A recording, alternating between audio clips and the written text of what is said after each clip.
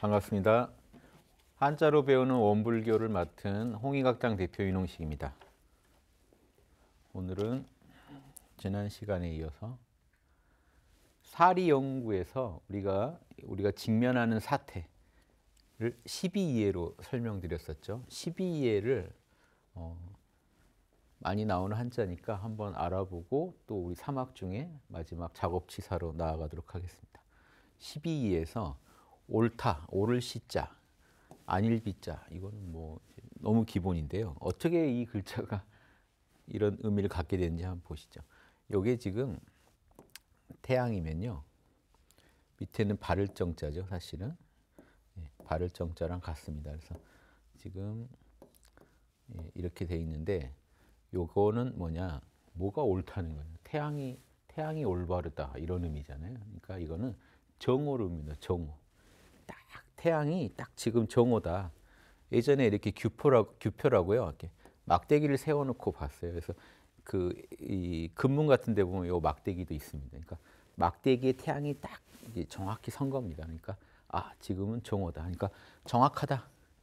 정오가 정확하다 해서 맞다는 의미가 생깁니다. 태양이 지금 정확하게 중심에 서 있다. 한낮이다 지금. 그래서 그게 정확하다, 맞다. 그래서 맞다는 의미가 됐고요. 그러니까 옳다, 맞다. 아닐 비자는요, 지금 이 글자 봐서는 알기 힘든데 각골문을 보면요, 좀 이런 글자입니다. 그리고 금문에 오면은 이런 식으로요. 새의 날개입니다. 새 날개가 이렇게 서로 등지고 있는 모습이 포인트예요. 서로 날개가 등지고 있다. 지금 이게 지금 금문이 각골문에서 금문, 은나라 때 각골문, 이제 주나라 때 금문에서 이제 전서로 만들어질 때 지금 선을 딱 그어가지고 이렇게 서로 이렇게 마주보게 했는데요. 원래는 이게 이제 새 날개였다. 그래서 아닐 비자, 아니다, 어긋났다. 새 날개가 뭔가 이렇게 서로 마주보고 있다. 어긋났다. 이런 의미로 쓰게 됐습니다. 근데 요 글자만 보면요. 근데 재미있는 거는 이제 이건 제 해석인데, 원래 이게 이제 정통풀이고요. 제 해석에는 저는 항상 이제 또 금문과 다르게 전서만의 또 맛이 있다고 보는 사람이거든요. 해서는 또 해서만의 의미가 추가될 수 있다. 지금 보시면 이렇게 해놨죠. 그러니까 새 날개를 굳이 또 이렇게 그려놨단 말이에요. 근데 이거는요, 자세히 보시면 또 이렇게 뭐죠? 나무 목자랑도 좀 통하게 그려져 있거든요. 나무. 이걸 쫙 잘라가지고 뭔가 쪼개놓은 상태 같은, 나무 목자를 쪼개는 것 같은 상태의 모습도 있다. 느낌도. 그래서 이런 것도 뭔가 이렇게 아무튼 어긋났다 이런 의미로 썼는데, 좀 뭔가 이거는 아니다 하는 거, 좀 못 쓰게 됐다. 좀 못 쓰게 됐다. 나무가 지금 쪼개놓으면 죽을 거 아닙니까? 그러니까 뭔가 못 쓰게 됐다. 이런 느낌으로도 보시면 어떨까? 이거 그냥 제가 좀 추가로 글자가 조금씩 변형되는 것 따라, 왜냐하면 그 시대에 거기에다 또 의미 부여를 해가지고 해석해서 쓰거든요, 일상에서. 근데 지금 이런 세월들이요, 지금 막 1000년씩 돼요. 그러니까 이 단순히 1000년간 우리가 이 글자를 쓸 때 똑같은 생각만 했을까요? 또 다르게 굴려보거든요. 굴려보다가 또 다른 의미가 추가되고, 이런 식으로 계속 언어는 변형되기 때문에 제가 각골문부터 설명을 드리지만, 원형부터 추적해 가다 보면 더 쉽게 파악되는 면이 있어서 그런 거지, 원뜻이 이거니까 이렇게만 봐야 됩니다. 이거는 아니라고 봅니다. 그러니까 시대별로 조금씩 제가 더 덧보탤 수 있는 얘기들은 또 덧보태서 해드릴게요. 12, 정확하게 정오다. 이건 뭔가 어긋났다. 아니다. 이해되시죠? 그래서 우리가 겪는 일상의 모든 일은 시 아니면 비고 이 아니면 해라는 겁니다. 12 이해 속에 있다. 근데 현상계는요, 이원성의 세계이기 때문에 12가 없을 수가 없어요. 그러니까 이 말은 다릅니다. 그러면 12가 없을 수가 없으면, 그러면은 시는 하고 비는 안 하자는 말이, 보은은 하고 배은은 하지 말자는 말이, 그러면 말이 안 되는 거 아닙니까? 다른 얘기예요. 현상계는 이원성의 세계이기 때문에 보은이 있으면 배은이라는 것도 있습니다. 그런데 뭘 하자는 거죠? 보은을 하자는 거예요. 우리 몸도 건강 아니면 병이죠. 이왕이면 건강하자는 거예요. 근데 여러분, 우리 몸은요, 근본적으로 이 건강만 할 수는 없습니다. 병을 피할 수 없습니다. 아, 그래요? 그럼 포기하면 되겠네요. 이런 게 아니라고요. 끝없이 건강해지려고 노력해야 되죠. 마찬가지입니다. 정신도 끝없이 올바르려고 노력해야 된다. 방심하면 바로 그름에 가 있다는 거예요. 이게 옳고 그름을 떠날 수가 없습니다. 이 말이 무서운 말이에요. 당신이 방심하는 순간 이미 병으로 가고 있고 그릇된 대로 가고 있다. 그러니까 정신 차려서 끝없이 올바른 일을 하려고 올바른 쪽으로 가려고 노력해야 된다. 이런 느낌으로 받아들이시면 좋겠습니다. 자, 다음 이해 가볼게요. 12, 이해. 글자에서 보이시죠? 옛날에 그려놓은 각골문에서는 별을 이렇게 그렸어요. 뭐 이게 좀 더 그리기도 하고요. 더 벼 같죠. 이건요, 칼이요. 이게 왜 칼일까요? 전 어렸을 때 칼도자 보면서 이게 왜 도대체 칼이라는 거예요. 뭐 좀 칼처럼 그려놓죠. 그렇죠? 근데 옛날 칼이 지금 이런 식입니다. 이쪽이 날이에요. 이해되세요? 이렇게 치는 이런 칼을 썼던 거. 뭐겠어요? 별을 칼로 탁 베가지고 낫 같은 거예요. 낫. 그러니까 칼도자가 낫 같은 거 생각하시면 돼요. 탁 베가지고 수확한다. 그래서 이로울 이자, 이득을 남기는 거죠. 그러니까 어떤 일을 해가지고 결실을 맺는 걸 의미해요. 꼭 벼농사만이 아니라 어떤 일을 해가지고 1년간 농사지은 결실을 수확했다는 거잖아요. 내가 뭔가 일을 해가지고 결과물을 수확한 거를 지금 이롭다 하는 겁니다. 그러니까 우리는 이로운 쪽으로 가야죠. 해로움은요, 지난 시간에도 말씀드렸었지만 이렇게만도 있어요. 각골문. 그러니까 내가 말을 한 겁니다. 입에서 말을 했는데 나가서 상대방 가슴에 스크래치를 쫙 남긴 겁니다. 이게 상대방한테 이 말이 들어갔다는 게 들어갈 입자예요.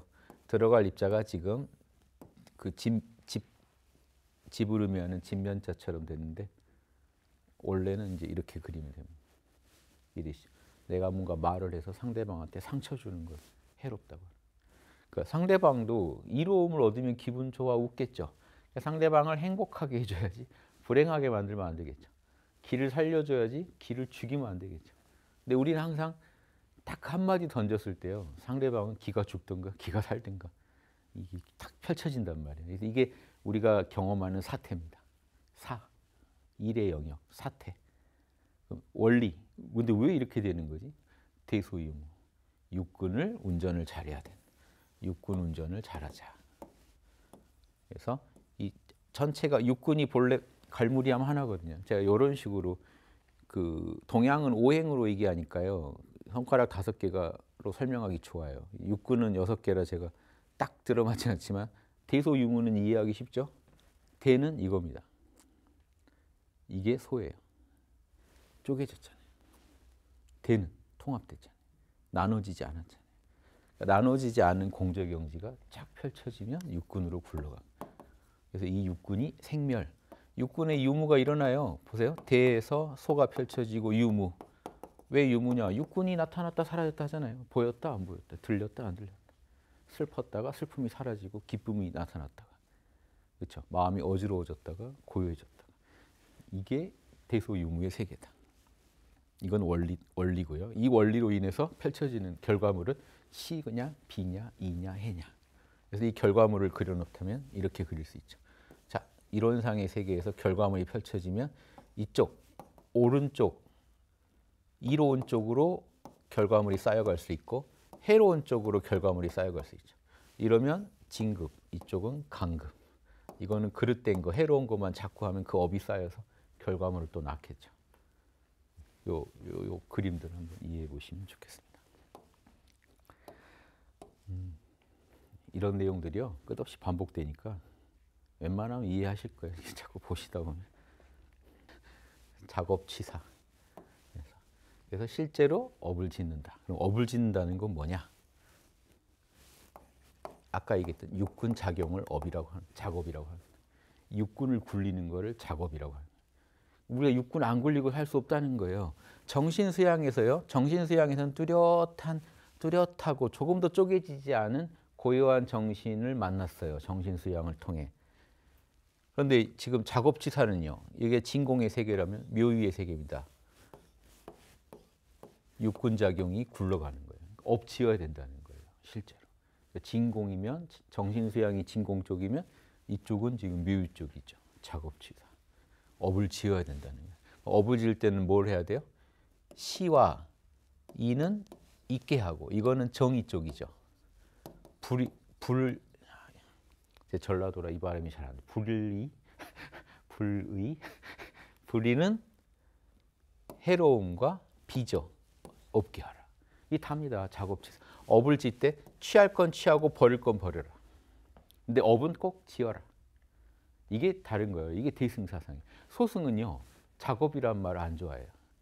소승은 숲속에서 계율을 지키되 최소한의 계율만 지키고 업을 안 짓고 열반에 들어서 사라지는 걸 목표로 합니다. 현상계에서. 근데 대승은 안 사라지고 세세생생 보살로 놔두면서 모든 중생을 다 구제하겠다. 근데 중생은 한량이 없으니 나도 영원히 중생구제에 헌신하겠다. 이게 보살도거든요. 완전히 다르죠. 그러니까 작업이란 말에서 강한 대승성을 느끼셔야 돼요. 아, 여긴 대승이구나. 업을 짓겠다고 하네. 업 하면 바르르 떨어요. 소승. 업 지을까 봐. 업 지으면 이번 생 고생했는데 업 지으면은 해탈 못하고 또 태어나야 된다는 거에 대한 두려움이 있습니다. 소승. 대승불교 경전에서는 심지어요. 보살의 제일 마장은 윤회 두려워하는 거라는 못 주장해요. 아예. 대승불교 경전에서는 이게 다르다. 지을 작자는요. 원래 이 사람인변 없이요. 여기 사람인변인 거 아시겠죠? 없이 이것만 해도 각골문은 이래요. 뭘까요 이게? 옷깃을 말해요. 옷깃. 옛날 옷깃. 옷깃을 만드는 거를 작이라고 한 거예요. 예, 옷깃. 그게 지금 보세요. 이게 어떻게 변하는지. 그게 이렇게 해서 이렇게 해서 이렇게 변한 겁니다. 그래서 왜 이렇게 변했냐고 하지 마세요. 이렇게 변한 거니까 그냥. 사람들이 자꾸 쓰다가 이렇게 된 거예요. 그럼 이게 지금 뭐죠? 이것만 하면? 옷깃을 예전에 되게 빨리 만들었나 봐요. 잠깐 사자예요. 잠깐만에 만든다고. 잠깐 사자. 근데 이건 잠깐 사자로 쓰고요. 사람 인자를 붙여서는 지을 작자로 쓴 겁니다. 뭔가 옷을 제작한다는 의미로 쓴 거. 이해되시죠? 이상한 글자였어요. 알고 보니까. 지을 작자. 그러니까 옷을 짓는다는 데서 온 글자입니다. 업은요. 예, 요거는 제가 예전에 말씀드렸지만 그냥 현재 추측컨대 이것도 지금 여기 나무의 느낌이 있죠. 아까 그 아릴빛자는 이거 쪼개놨잖아요. 이렇게 합쳐놓으면 뭔가 막대기 위에다가 이렇게 해가지고 악기를 걸었던 걸로 보여요. 그러니까 악사들이 하던 일을 업이라고 한 것 같아요. 악사들이 이렇게 연주하는 행위를 업이라고 한 것 같아요. 그거에 지금 그냥 모든 일, 우리가 하는 모든 일을 업이라고 부르게 됐는데요. 근데 이거 한자보다 이제 한자는 그렇고 이걸 아셔야 된다. 업이라고 하는 게 뭔지를 정확히 이거 아셔야 되는데 반드시 과보, 인과 속에 있잖아요. 우리가 하는 모든 일을 인과 속에서 반드시 과보를 낳는 행위를 말합니다. 업 그러면 업이라는 건요. 카르마잖아요. 카르마라는 건 과보를 남기는 행위. 그러니까 우리가 하는 모든 짓은 반드시 이후에 결과물이 찾아온다. 그런 의미로 행위라고 할 때 업이라고 하는 겁니다. 그러니까 이렇게 의미가 이제 불교적 의미가 더해지면서 이렇게 업이 바뀌었어요. 그러니까 예전엔 단순히 직업, 그냥 하는 일 정도였다면 일은 일인데 그냥 일이 아니라 반드시 과보를 남기는 그 일을 우리가 업이라고 합니다. 불교적으로. 업을 그러니까 반드시 업을 지으라는 건요. 반드시 너가 좋은 일을 지금 해가지고 저 뒷사람들이 모든 중생들이 열매를 거두게 하는 그런 짓을 하라는 것. 그러니까 은혜를 베풀으라는 얘기예요. 네가 은혜를 계속 베풀으면 다른 사람들이 그 결과물을 향유할 거 아닙니까? 근데 내가 하는 일과 그 향유물과의 관계가 있어야 되잖아요. 그러니까 인과 법칙 속에서 얘기하는 거예요. 인과 법칙 속에서 씨앗을 뿌리면 반드시 열매가 거두어지는 그 씨를 뿌리는 행위를 지금 업이라고 하는 거예요. 업이라는 거. 그러니까 업을 지어라는 얘기는 너가 좋은 일을 해서 반드시 그 결과물이 모든 사람들한테 가게 해라. 그게 공익심이죠. 모든 사람들을 이롭게 해라. 그러니까 우리 민족 홍익인간 철학이 얼마나 대승 철학이에요. 네가 하는 행위가 모든 사람한테 이롭게 행동을 해라. 그러니까 나만 좋은 행동 하지 마라 이거죠. 그런 업을 지으라는 겁니다. 그래서 그 업을 짓때 잠시만요. 업을 짓때 취할 건 취하고 버릴 건 버려라. 취사. 근데 취가 뭔지 한번 볼게요. 각골문은 이래요. 요게 지금 뭘까요? 지금 귀자잖아요. 귀자가요. 이렇게 보시면 이게 귀로 보이세요? 이상하죠? 요거 좀 더 귀 같지 않으세요? 요렇게 귓구녕. 이렇게 귓구멍을 그린 거예요. 귓구멍 안에 뭔가 이렇게 소리를 듣는 작용. 귀를 그리는 거. 귀를 이렇게 잡아당기고 있어요. 귀를 잡아당기는 거냐? 그게 아니라 예전에 주례에 보면요. 봄철 사냥을 나가면요. 짐승들을 사냥한 짐승이 왼쪽 귀를 취합니다. 그러니까 귀를 취하라는 거예요. 그래서 뭔가 이렇게 내가 이제 이렇게 짐승을 잡았다는 걸 증거를 보여줘야 될 거 아니에요. 짐승의 귀를 취하다 해서 온 한자로 보입니다. 취할 취자. 그래서 반드시 내가 취해야 될 건 뭡니까? 시와 옳은 일, 옳을 시와 이로울 이 이거는 취하고 비와 해로 남한테 상처 주는 것들 이건 하지 마라. 사는요. 근데 사는요 보시면 요거는 집사자예요. 요게 제가 늘 얘기하는 요 윗부분만 그려가지고 집 뭔가 모으다 이런 의미를 갖게 됩니다. 모으다 뚜껑을 덮어놓은 모습, 뭔가 모아놓은 모습. 어떤 창고 같은데 뭐 모아놓은 모습이나 이렇게 지붕을 의미합니다. 근데 지금 보시면 그냥 이렇게 기둥 세워놓은 거예요. 요게 예전에는 반지하에 살았어요. 반지하에다가 기둥 세워서 지붕 덮어놓은 거.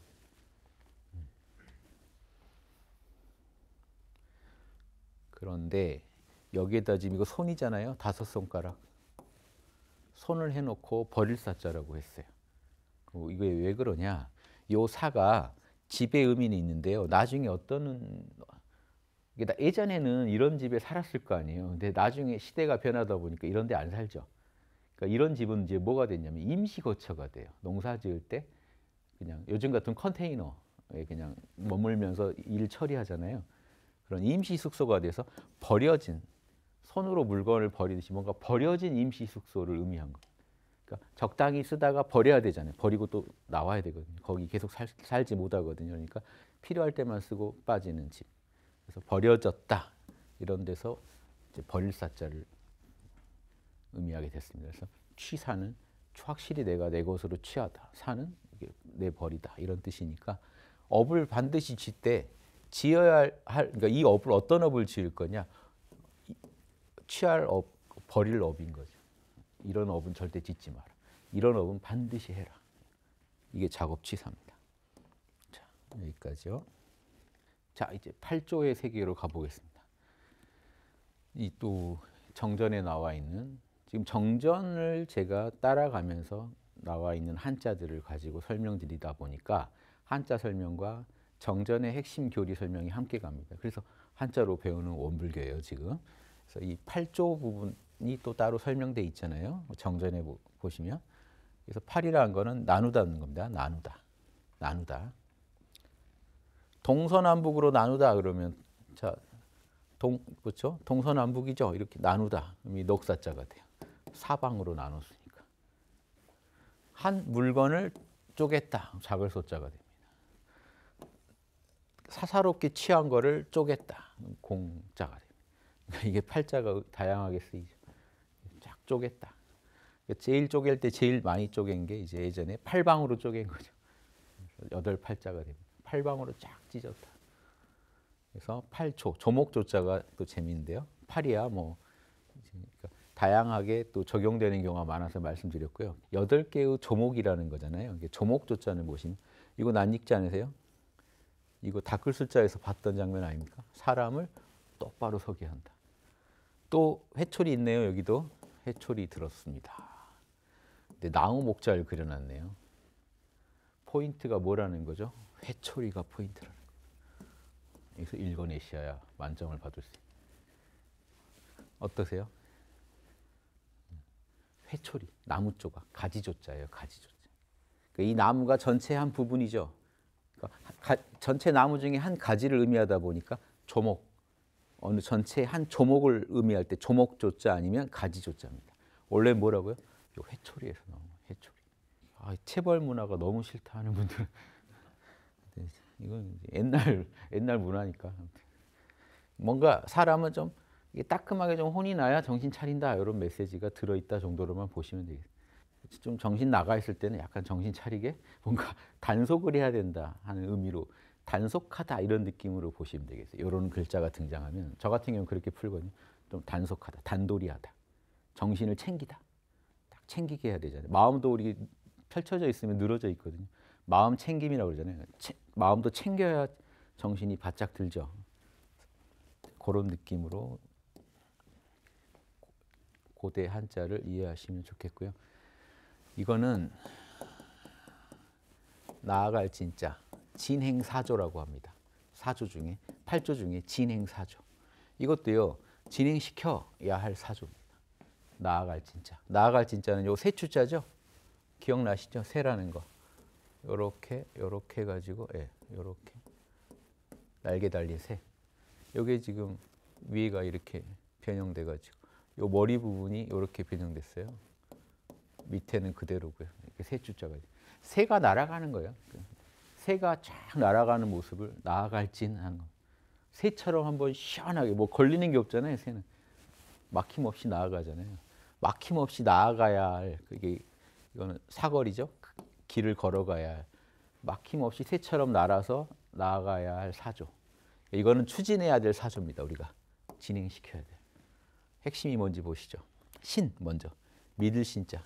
일단 믿어야 돼요. 그러니까 정전에도 보면 마음을 정하는 원동력이라고 한 게요. 마음을 정해야죠. 그러니까 내가 뭔 공부할지를 정해야 되잖아요. 이게 결국 뭐냐면 뜻을 세운 겁니다. 뜻을 세우고 뭔가 약간 서원같이 뜻을 세운 거죠. 믿는다는 건요. 믿어야 뜻이 서잖아요. 믿어야.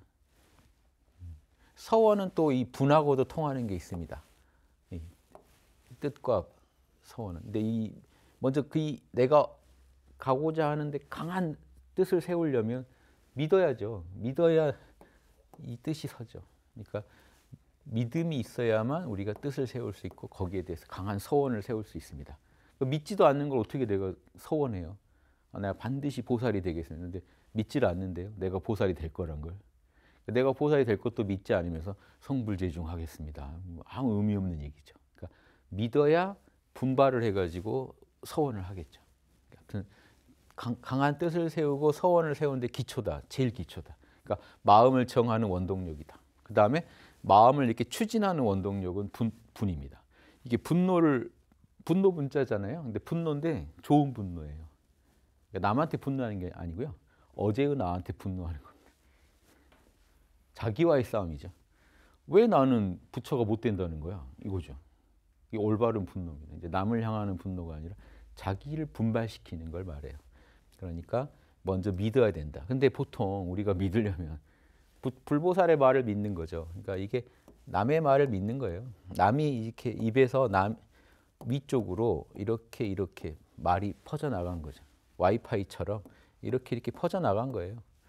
입에서 이렇게 쫙 밖으로 나온 그 말, 위쪽을 향해 나왔다는 거. 기가 이제 위로 올라가니까 말을 하면 위로 뜨니까 입에서 나오는 그 말, 남이 한 말을 듣고요. 내가 믿기로 한 거예요. 남의 말이지만 그 사람을 보니까 믿을 만한 사람이에요. 믿을 만한 사람이 한 말은 믿기로 해보는 겁니다. 요거는요. 이 믿을 신자는 두 가지로 풀이할 수 있어요. 그러니까 여기서는 이렇게 풀어야 됩니다. 근데 다르게 풀 때는요. 남한테 믿음을 준다라고 할 때는 어떻게 풀어야 될까요? 내가 말을 하면 남이 믿어준다. 이렇게 풀어야 돼요. 내가 말만 해도 믿어줘요. 왜? 내가 평소에 언행일치를 했기 때문에. 그리고 남이 말만 했는데도 내가 믿어준다는 건 그 남이 평소에 언행일치를 했으니까요. 진짜로 보니까 진짜로 사막을 하고 살아요. 진짜로 보니까 마음이 막 산란할 때 고요하게 만들어요. 어리석으면 찰나 어리석더니 탁 다시 지혜롭게 마음을 바꿔요. 그걸 실제로 하는 걸 보니까 말을 믿을 수 있죠. 그러니까 남이건 나건 간에 그 말만으로 믿음을 가지려면은 나도 믿음을 주려면 성실해야 되고 상대방도 성실했을 때 내가 말만 듣고 믿을 수 있죠. 그래서 남의 말을 듣고 믿는 겁니다. 오케이. 이대로 하면 내가 진짜 부처가 되겠네. 사막만 하면 되겠네 라고 믿은 거예요. 사실 이렇게 믿으려면요. 먼저 알아야 돼요. 그냥 막 믿으세요 하면 안 돼요. 알아야 믿음이 강해집니다. 알수록 믿음이 강해져요. 사람은. 이해가 돼야 더 믿기거든요. 그러니까 이해 안 되니까 믿는다 이런 믿음은 좀 위험하죠. 왜냐하면 믿긴 믿는데 그러면 감정에 빠질 수가 있어요. 믿음이라는 감정이. 어디로 가는지도 모르면서. 내비게이션을 전혀 안 보고 막 믿습니다. 제가 가는 길이 부산으로 가는 길이라 믿습니다 하면서 막 북으로 올라가고 있으면 심각하잖아요.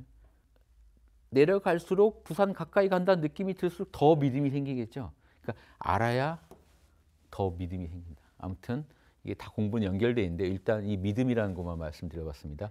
마음을 어느 정도 알아야 돼요. 어느 정도 듣고 이거다 할 때 믿음이 생기죠. 어느 정도 듣고 납득이 됐을 때. 그때 그 말이 진짜 믿겨져요. 그럼 내 마음을 정합니다. 그러면요 이제 분발을 해요. 진짜 이제 믿음 속에서 이제 서원을 세우고 이 서원을 세운다는 거에는 이 분이 들어가 있습니다. 분. 강하게 추진하는 마음을 이제 이쪽 방면으로 추진하는 마음. 왜 그 서원과 이 분이 또 통하는 부분이 있냐면요. 이거랑 통하는 부분도 있지만 서원이 믿어야 원을 세우고요. 또 원을 세운다는 건 강한 분발의 마음이거든요. 연결 짓는 게 서원과 연결 지어 본 게요. 서원할 때 한자 기억나세요? 요거? 맹서할 서자. 나무를 도끼로 찍어내는 일도양단의 마음으로 딱 단언하는 거죠. 난 이렇게 하겠다. 근데 이거는요. 보시면 똑같아요. 이거 칼이죠. 칼로 쪼개요. 일도양단하는 마음입니다. 분이라는 게. 왜? 안 돼. 나도 할 거야. 난 반드시 부처가 될 거야. 일도양단이죠. 탁 단정짓는 단호하게 외치는 마음이고 이건 단호한 말이고요. 통하죠. 이 분과 서원이. 단호한 마음을 지녀야 단호한 말이 밖으로 나오죠. 서원을 세울 수가 있어요. 그리고 이 서원을 세운 뒤에도 계속 이 마음을 가져줘야 계속 추진할 수가 있죠. 그러니까 추진할 수 있는 원동력이 내가 하는 일을 계속 이 공부를 촉진시킬 수 있는 원동력입니다. 신분까지 왔어요. 이런 거 있으면 공부 잘하겠죠. 믿음이 없으면요. 안 해요 이제. 믿기지도 않은데 어떻게 해요 사막을. 믿어야 모든 게 시작되니까 가장 앞에 있는 겁니다. 믿어야 시작된다. 근데 믿고 시작하긴 했지만 아직 잘 모른단 말이에요. 다 한 건 아니잖아요. 그러니까 알아가고 있는 거고 믿기로 한 거예요. 내가 안 데까지 봤는데 괜찮은 것 같아요. 맞는 것 같아요. 믿기로 했어요. 그럼 공부를 더 잘해야죠. 해봐야죠. 사막을 다 이걸 사막을 가지고 생각해 보시면 돼요. 사막하면 부처가 되는 걸 믿기로 했어요. 사막을 더 열심히 하기로 했어요. 그런데 사막을 하다 보면 이제 어떻게 해야 되죠? 자, 믿고 열심히 추진했어요. 근데 알아야 된다니까요, 진짜. 알아야 진짜 확신할 때는 알 때예요. 완전히 깨달을 때 우리가 확신할 수 있어요. 그 전에는 모르면서 믿는 부분이 있단 말이에요. 근데 진짜 알아야 되니까 여기서 사막을 공부할 때 중요한 게 지혜 개발이잖아요. 계속 연구하라는 게 진행사조에 있는 겁니다. 진행사조에 연구하라. 근데 이게 의심할 의자거든요. 뭘까요? 그래서 마지막 목표치는 정성입니다. 쉼 없이 나아가는 원동력이 정성. 그런데 정성은 보시면 말을 이룰 성자죠. 말을 이룬다. 그러니까 이거는 말이라는 건 아는 거랑 관련이 있습니다. 알아야 안 만큼 말할 수 있거든요. 알고 이건 행위죠. 아는 것과 행하는 것. 아는 것과 행하는 게 일치할 때 정성입니다. 안 만큼 다 할 때. 정성스러운 사람. 이건 남이 믿어요. 그러니까 아는 만큼 말은 할 수 있어요. 근데 안 해버리면 못 하는 거잖아요. 그러니까 알기는 아는데 안 하는 거잖아요. 그럼 불성이 되죠. 내 정성은 아는 만큼 하는 겁니다. 진짜로. 그러니까 내가 말한 대로 다 하는 거예요. 그런데 그러려면 알아야 돼요. 믿고 분발했는데 진리를 알아내야죠. 그래서 안만큼 내가 정성스러워질 수 있는데.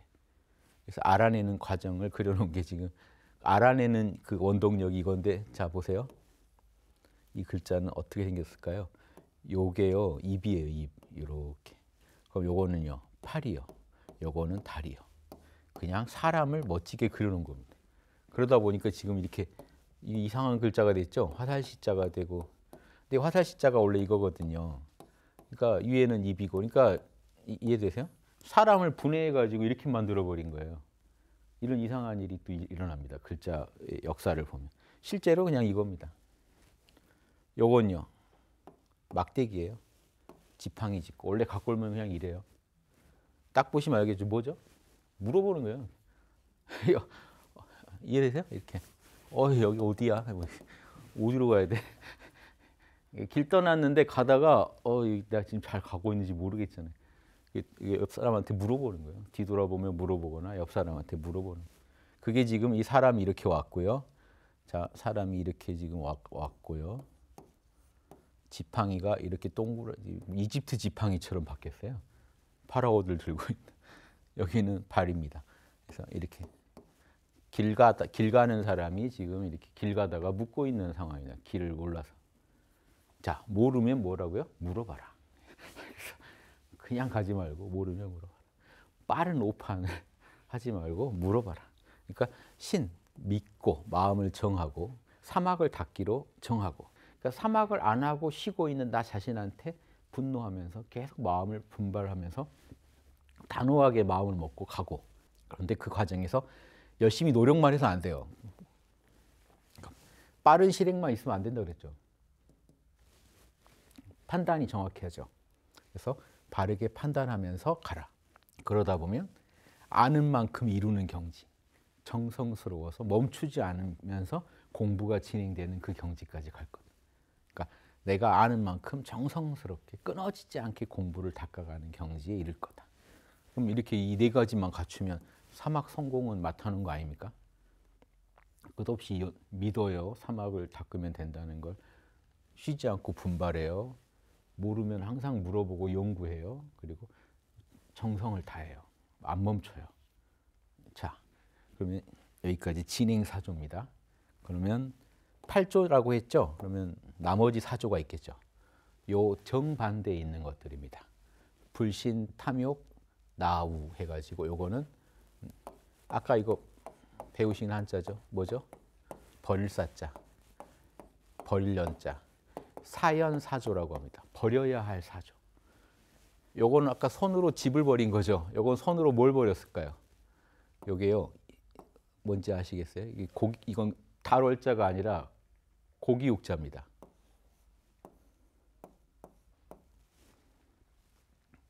장구벌레예요. 장구벌레. 주댕이, 벌레 주둥이. 벌레를 이렇게 버린 거예요. 벌레를 벌레처럼 버려라. 장구벌레 알죠? 모기애벌레. 그래서 이것들은 벌레 버리듯이 버려야 되는 네 가지입니다. 자, 보죠. 불신은 이거 설명 한자 따로 앞풀이 안 해도 아시겠죠? 불신. 아까 믿었잖아요. 이제 안 믿어요. 아까 그거 반대로 하면 됩니다. 믿음에 대해서 불신. 그리고 탐욕이 있어요. 탐욕과 게으를 나 어리석을 우. 이거는 탐욕은 뭐에 반대일까요? 아까 분발. 아까 분은요. 올바른 공부에 최선을 다하는 거거든요. 그런데 지금 이 탐욕은요. 공부는 안 하고 욕심만 많은 거예요. 그러니까 사막에서 언제 부처되지? 돌겠네 이러고 지금 집에 누워 계시는 상. 그러니까 욕심이 너무 많으면 어떻게 돼요? 이게 스승의 말을 안 믿고 빨리 사막을 완성시키고 싶고 그러면 누워 있게 됩니다. 게으르라. 그러면 어리석음만 깊어집니다. 이 게으르다는 거는 정성의 반대고요. 어리석다는 거는 물어보질 않아요. 연구를 안 해요. 의의 반대입니다. 이해되시죠? 그러니까 탐욕부터 볼까요? 탐. 이게 또 집이에요. 집 모으다. 각골문이 이래요. 이건 조개거든요. 조개. 조개가 옛날에는 돈이란 말이에요. 재화. 그러니까 조개를 창고 같은데 막 잔뜩 모아놓은 모습입니다. 이게 탐욕이에요. 근데 이 탐자가 이렇게 해도 된다 그랬죠. 제가 이런 얘기 드렸던 거 기억하세요? 이거는 구름 생각하시라고요. 구름이 지금 지붕을 형성하는데 땅에서 올라간 기운이 이렇게 위로 올라가서 구름을 형성하고 있는 이게 지금 금자라고요. 딱 지금 구름. 그러니까 모였다 지붕이다도 의미하지만 동시에 지금이다. 바로 변하니까요. 그러니까 근데 여기서는 지금 포인트는 모으다에 있습니다. 모으다. 재화. 조개패가 이렇게 변했죠. 재화를 모으다. 재화를 많이 모은. 이 조개가요. 나중에 이제 이렇게 하면 솥이죠. 기억나세요? 이렇게 하면 솥이죠. 솥도 이렇게 변해요. 그런데 조개도요. 조개도 비슷해요. 이렇게 조개도. 그러니까 밑에 다리 달린 게 좀 비슷하고 위에가 솥하고 비슷하잖아요. 그러니까 결국 다 비슷한 글자로 마지막에 결론 맺어질 때 지금 이렇게 이게 조개패자거든요. 근데 이게 꼭 조개패가 아니라 솥정자일 수도 있다. 한자 따라. 대표적으로 우리 올고들 정자가 이게 원래는 솥이에요. 솥에다가 거북점 치는 거예요. 뼈다귀를 솥에 던져서 그 뼈가 이제 가열됐을 때 쫙 쪼개지는 그 결을 보고 점치는 게 거북점이에요. 거북이 껍데기나 뭐 소뼈도 넣어요. 그러니까 예전에 거부가 뭐 머리를 내놔라, 뭐 답을 달라 하는 게요. 거북점 치는 문화에서 나온 겁니다. 그러니까 뼈에다 불에다가 거북이 솥에다가 껍질 던져놓고 답을 주세요, 제발 답을 주세요 하는. 자, 탐, 욕은요. 요것도 또 비슷한 겁니다. 요것도 지금 입이에요, 입. 입에서 지금 하품하고 있는 거예요. 하품하는 모습. 요게 하품 흠자죠. 보이세요? 입 쫙 벌리고 이렇게 하품. 아, 기운 나가는 거. 여기는 계곡곡자입니다. 계곡.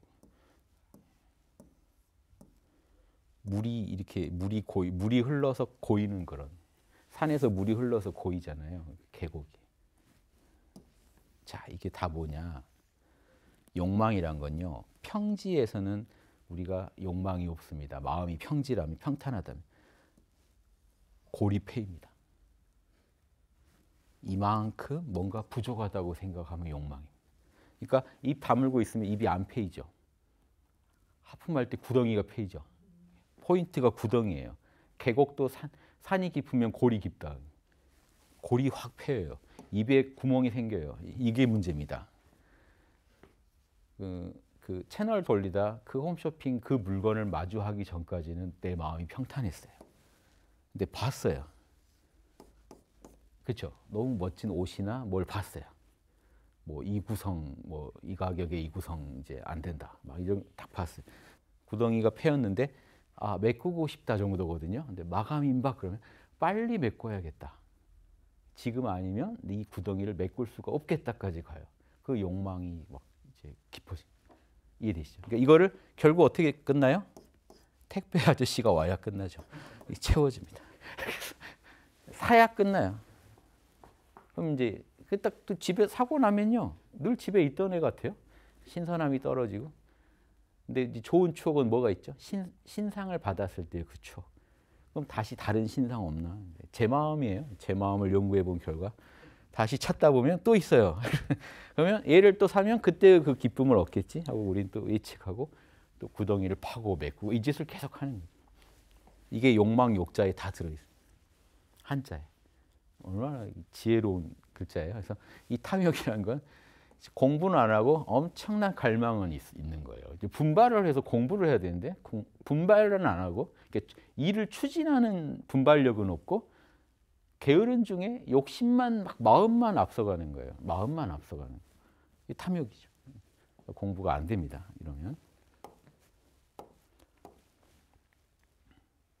저만 겪는 거 아니시죠? 다들 비슷할 거라고 봅니다. 그래서 나와 우를 볼게요. 근데 나는 저기 설문해자에 요거 전서가 없어서 그 같은 의미를 갖는 한자를 이렇게 게으를 난자를 해봤는데 여기는 그 여자 여자가 들어있거든요. 근데 여기를 마음심자로 보시면 됩니다. 그러면 같은 의미예요.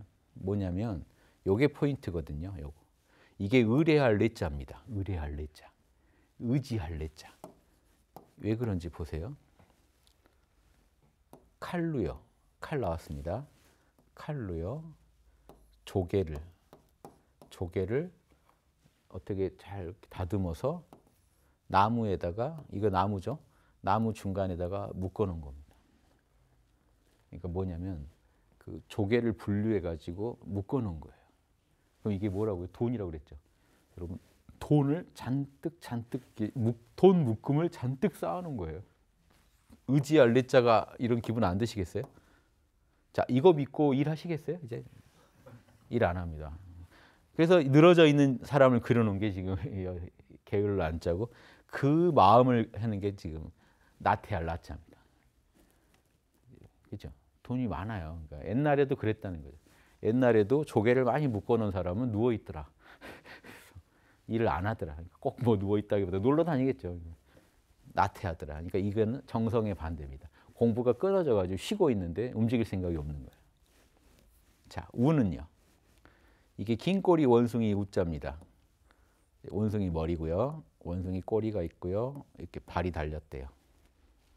그 원숭이의 마음이래요. 어리석음입니다. 원숭이가 뭐 연구를 하겠어요. 그러니까 더 이상 연구하지 않고 진리를 캐지 않는 그 상태를 어리석음, 사리 판단이 어둡고 한데도 또 배우려고 하지 않는 상태. 그러니까 지금 무지한데도 무지를 깨려고 하지 않은 상태. 이게 이제 우입니다. 보이시죠? 이게 원숭이 머리고요. 이게 꼬리고요. 요거는 이제 발이, 손발이죠. 이게 되게 정형화 시켰어요. 동물들을 다 이렇게 그려요. 그 1만 만자 기억나세요? 예. 1만 만자도 똑같잖아요. 꼬리 있고 정갈이라고 그랬죠. 정갈. 예. 정갈. 여기서는 몸뚱이였죠. 몸뚱이 꼬리에 발 달렸더라. 여기는 원숭이의 모습을 그리는 겁니다. 자, 그래서 이거는 버려야 할 사조, 사연사조다. 버릴 사자, 버릴 연자. 그래서 진행시켜야 할 사조가 있고 버려야 할 사조가 있다.